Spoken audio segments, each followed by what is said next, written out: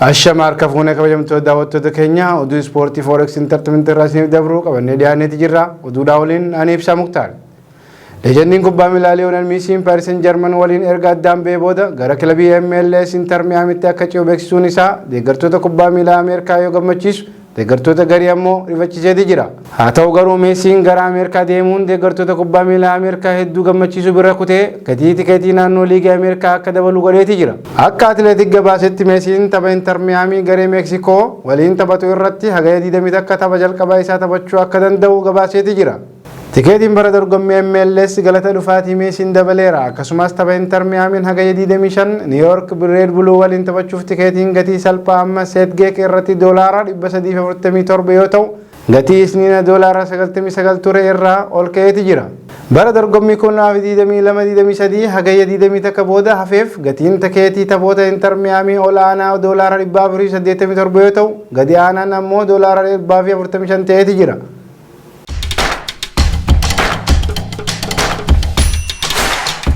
Barcelona fi Paris Saint-Germain taphataa isaarra jidduu Manchester City geeba dachaa 3 injifate kanaaf fedhii kan qaban yoo ta'u Silvaan ganna lamaan darbaniif Itaad irraa akka fagaatu himamaa ture.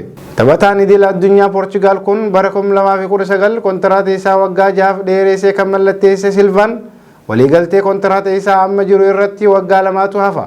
Garuu taphataan liigii tokkoo Faransaay kilabii Monaakoo duraanii kun kanaan dura laaligaa taphachuuf fedhii qabaachuu ibsuu isaatiin wal qabatee ganna kana dhiyeessii gaariin City akka isa gadhiisuuf waliigaluu danda'a jedhamee eegama.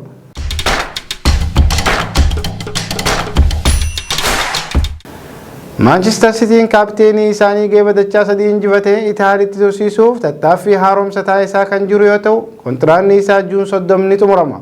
Akkasuma Gondogaan Barcelona, Arsenal fi kilaboota Saudi Arabiyaa irraa dhiyeessii madaalaa akka jiru dhaga'ame. Taphataan lammii Jarman ganna 32 kun waggoota 7 City keessa kan ture yoo ta'u kilabichi dhuma bara dorgommii kanaatti akka gadhiisu eegaa ture. Garuu torbeewwan cumiinsa duula kanaa irratti dhiibbaan inni taasise tapha xumura geeba FA Cup Manchester City Manchester United waliin taasise irratti goolii 2 galchuu dabalatee leenjisaan Pep Guardiolaan waggaa biraa dabalataan City keessa akka turu akka isa gaafatan taasiseeti jira. Daayirektarri kubbaa miilaa City Teksik Beegiristeen waa'ee kontiraata haaraa Gondogaan waliin mari'ateera. Taphatichi garuu yeroo isaa fudhatee tarkaanfii itti aanu ni murteessa jedhamee eegama.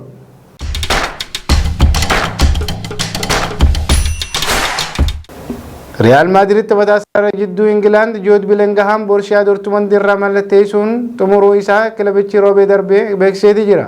Taphataan ganna 19 Bellingham waliigaltee waggaa 6 Bernabeu keessatti qabu irratti qalama warqee irratti kan kaa'e yoo ta'u kamisa dhufu ibsa ofii isaa irratti miidiyaalee waliin wal arguuf jira. Taphataan isaarra gidduu Birmingham City John Bellingham Sunderlandiif mallatteessee jechuun gareen Champions League kibxate beeksise. Guyyuma obboleessi isaa hangafaa Jude Bellingham Borussia Dortmund irraa gara Real Madrid jijjiire. Dargaggeessi ganna 17 England kun dirqama idil addunyaa irraa erga deebi'ee booda gara isteediyeemii ifaatti jijjiiraa isaa ni xumure.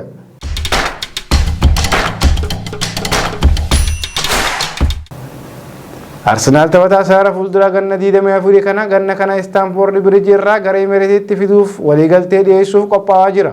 Chelsea ganna kana taphataa idil addunyaa lammii Jarmanii kan gadhiisu yoo dhiyeessii madaalawaa ta'ee dhiyaatee fi taphaticha waliin haala haaraa irratti waliigaluun yoo hin danda'amne ta'ee akka gadhiisu himamee jira.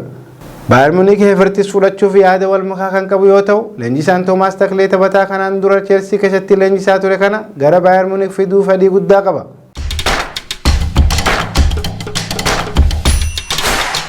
Bayern Munich Lucas Hernandez gara Paris Saint-Germain imaluu waan danda'uuf bakka bu'aa isaa fiduuf gara Kim Min-jeetitti xiyyeeffachuu isaa Foot Marseettuun gabaase.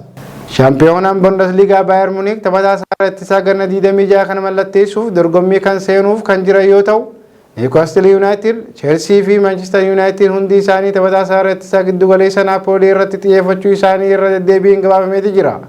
Kim garee Premier League Ingiliz ta'uu akka filatu himamus Bayern Munich mindaa waggaatti €10 miliyoona akka isa fudhatu qorachaati jira.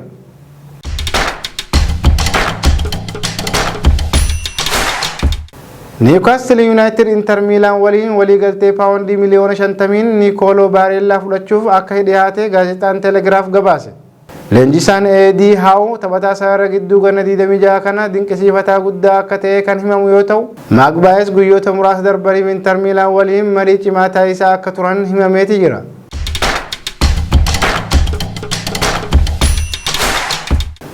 Manchester United taphataa Sararaa fuuldura Atlantaa Raamus hojiloon argachuuf fedhii qabaachuu isaanii fi Tottenham Hotspur waliin Harry Kane irratti mariin taasifamuu dabalamuu isaa Fabrizio Romanoon gabaase. Keessattuu taphataan ganna 20 Deenmaark kun bara darbee Seerii A keessatti goolii 9 fi kubbaawwan 2 mijjeessee kennuudhaan tarree kana keessa sadarkaa olaanaa irra jira.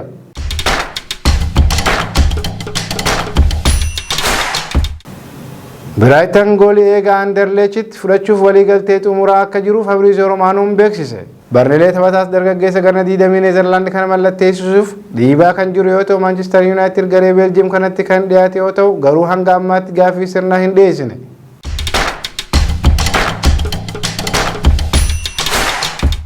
Nottingham Forest taphataa Sararaa jidduu Joonsan fudhachuuf Brentford €30 miliyoona kilaboota riikardii galmeessuu kuffisuu isaanii Telegiraaf gabaase.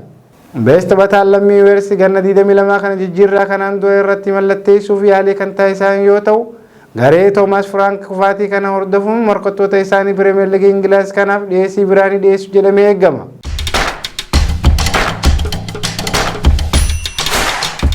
Eebbifamaan Akaadaamii Boosan kun bara darbee dorgommii hunda irratti goolii 10 kan galche yoo ta'u, hanga bara 2026tti kilabii ijoollummaa isaa waliin kontiraata qaba.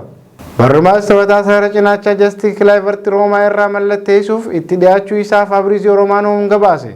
Taphataan ganna 24 lammii Neezerlaand kun yeroo lama taphatee bara darbee liqiidhaan Valeenshiyaa keessatti kan dabarse yoo ta'u, taphoota Laaligaa 26 irratti goolii 6 galcheera. Garee Joose Mourinho keessatti egeree waan hin qabneef Kluivert gara Pirimeer Liigii dhaabbataatti cehuuf cufaa jira. Kabajamtoota daawwattoota keenya oduun har'aaf qabannee dhiyaanne tan hanga ammaa daawwachaa turtanidha. Oduu biraatiin hanga walitti deebinutti sagantaalee Forex Entertainment biroo waliin turtii gaarii.